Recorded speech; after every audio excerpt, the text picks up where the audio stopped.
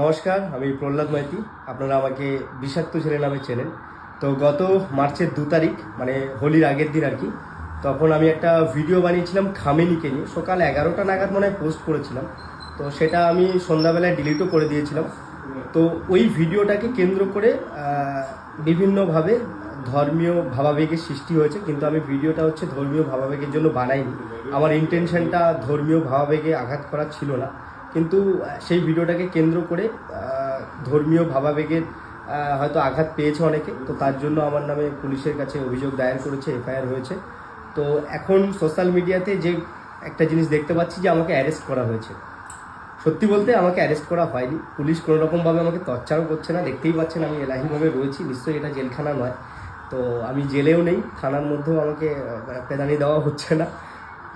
আমি একটাই কথা বলবো, সোশ্যাল মিডিয়াতে এখন যে গুজবটা ছড়াচ্ছে সেই গুজবে কান দেবেন না। আর এই গুজবগুলো যারা ছড়াচ্ছে তাদের সঙ্গেও আমি এখনও সেইভাবে তো যোগাযোগ করতে পারছি না। আমি আমার যে লয়ার আছে তার সঙ্গে প্রশাসনে কথা হচ্ছে, এই বিষয়টা তারা দেখভাল করছে।